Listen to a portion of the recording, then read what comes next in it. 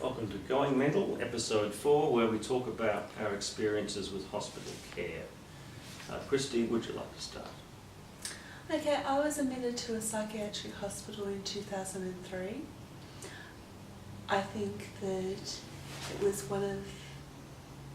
was a great shock. I was completely manic at the time, but I don't feel that I actually was cared for. I feel that there were ways in which I was treated that I would not wish on my worst enemy. One example was when they continually drug tested me, even though they'd be assured from my family, everybody who knew me, as well as myself, that I'd never taken illegal drugs. It was sort of an attitude of, you can't be this crazy. Show your arm, Christy. Are these the arms of a needle injector?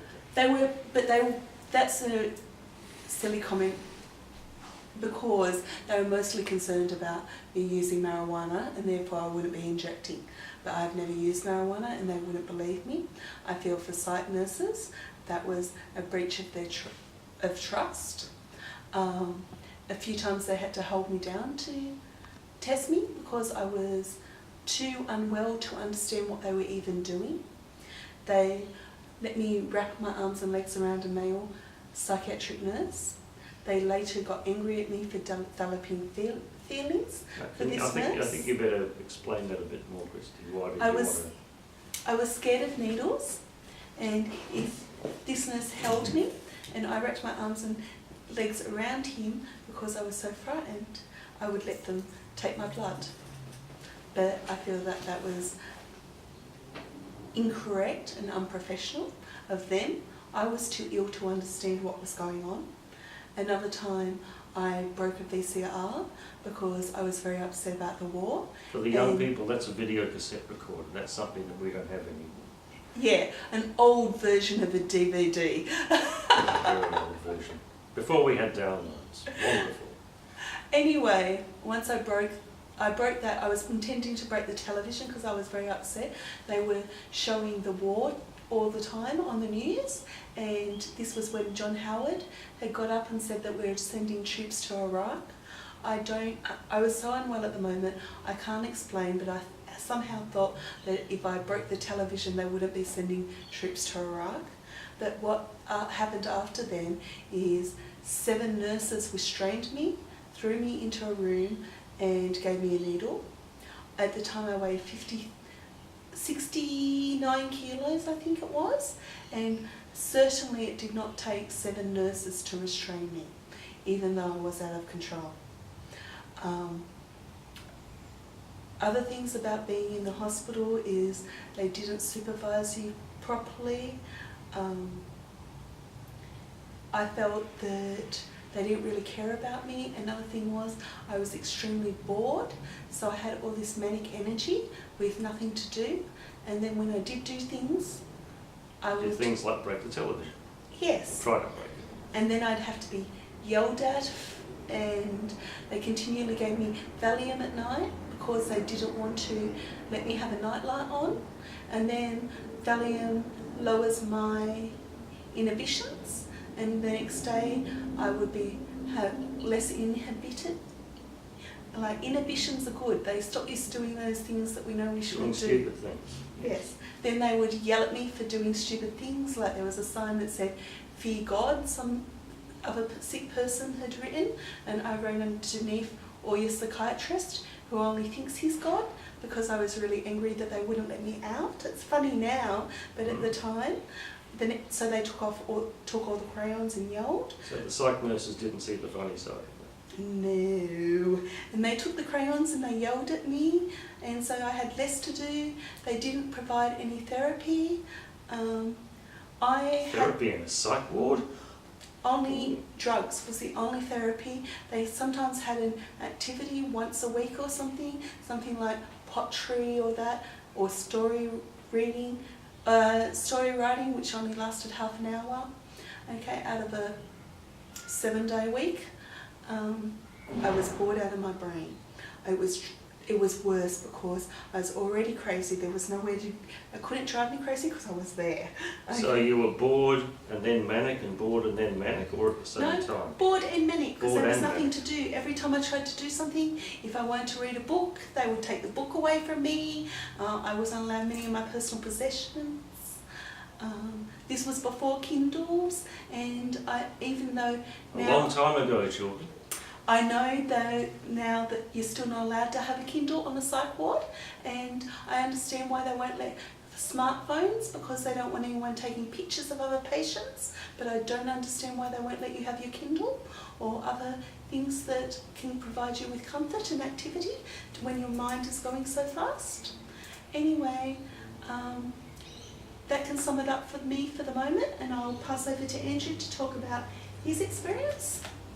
Okay, when I was doing my course at TAFE, part of the placement, I mentioned in a previous episode that I went to a day-to-day living centre. I also was curious about the way that the psych wards operate, so I asked to see the inside of a psych ward. I got an appointment to see a director one day. I was shown in. The first thing I noticed was a lot of people shuffling around, looking rather downcast, like this. Not much activity. I don't think anyone was smiling. The director was busy at that time, so I was shown into the tea room to wait. Now, this really stands out for me because the staff member unlocked the door to the tea room, locked it after I got in, and then stayed with me for a minute, then left, unlocked the door on the way out. Now, it took, I think, maybe 20 minutes for the director to become available to see me. During this time, a number of the staff came in and out. A couple of them chatted with me. One of them interrogated me. They wanted to know why I was there. I felt like I was in a police cell under arrest. The thing that really struck me, though, was I was locked in a room in a psych ward. It was a tea room, but I felt like for about 15 or 20 minutes that I was a patient there. Even though I knew I was going to get out in a few minutes, I felt like going up to the door, grabbing it and screaming, "Let me out of here!" So that gave me just a taste of what it was like to be in one of these wards. Andrew, have you had any experience with visiting your mother in a psych ward? I had a number of experiences of that. This was in the 70s and the 80s. Now, I could say this is back in the old days and things have improved since then. Some things have improved, but as Christy has just demonstrated, many things are still not good. Some may have even got a bit worse, judging from what Christy has told me.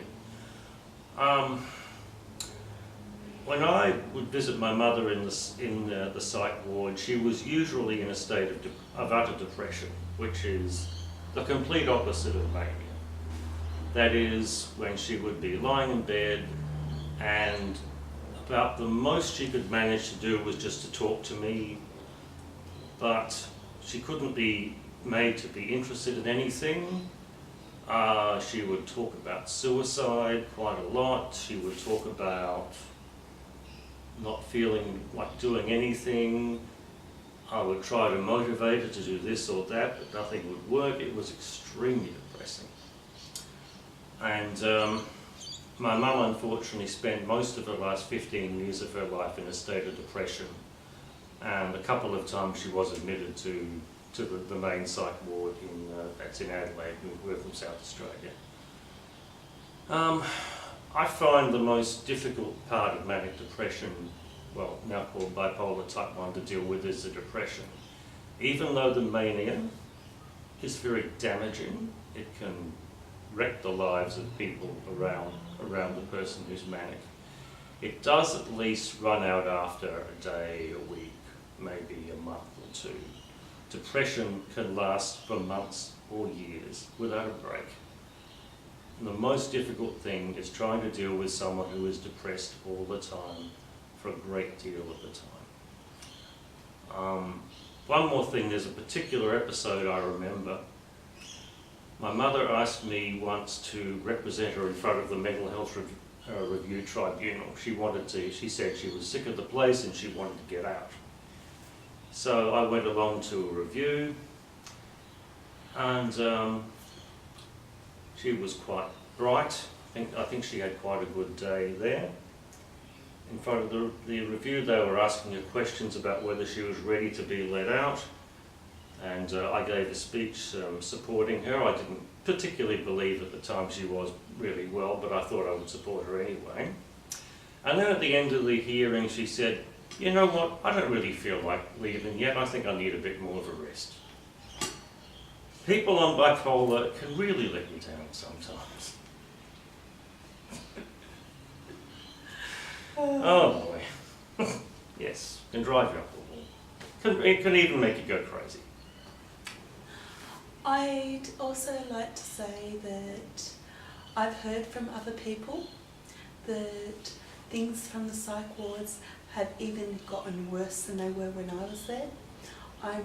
I believe this is one of the most important human rights issues in Australia at the moment, is people being kept behind against their will in unpleasant conditions, who are not able to speak up for themselves. My partner was briefly, only for a few days, in the PEC unit. Which is what? Psychiatric emergency care. During his stay there, most of the nurses avoided the patients. They watched them through the CCTV cameras. They didn't interact with the patients hardly at all. There is a very, very small room where 8 people were being kept. The conditions were unpleasant. They're saying it was worse than prison. I haven't had enough experience in prison to actually say that that's true, although I've visited Long Bay before. But it felt very much like that. You can't leave. They won't let you leave. They won't let you have your phone. They won't let you have your Kindle. You have to ask to use a phone. So you're completely cut off from everyone you want to talk to or see, unless they come to visit you. When I went to visit 2 friends in the PEC unit, I had my belongings searched and had to be kept in a little locker. I wanted to take in biscuits. The biscuits were actually searched, even though they'd been brought from Coles and had been unopened. I tried to bring in nail polish for one of the women who was my friend in there, and they wouldn't let me take in little bottles of nail polish. They said that somebody could drink it. I said, can I take it in, paint her nails, and then take it with me when I was left? I was told no. Again, no activities, so you're in these combined quarters. You don't get any therapy. The doctors spent almost no time in the psychiatric emergency care. You are entitled to see your doctor every 48 hours, except over weekends and public holidays. Most of the time my partner was there was a weekend. I had a nurse tell me that he was going to be released the next day, and then I came in the next day with some fresh clothes for him and that. It was decided later that afternoon that I had asked too many times for him to be released, so he would have to stay another night. I don't know how it can get worse than it is. I feel so bad for saying all of this information, but I want to tell the truth. Unless somebody is an active suicide risk, I would be contacting any other services other than the hospital, although I would call the ambulance service before the police. That about wraps up all I have to say on the matter. I'd like to see it get better. I believe that it's a human rights crisis. And in other episodes, we'll be talking about how psychiatric services such as this could better be run, practically speaking, and I think with not a great increase of resources, just with better planning and more attention to human rights at the base. Thank you very much for sharing another episode of Going Mental with Andrew and Christy. And give us some feedback, please. What are your experiences of hospital? Bye.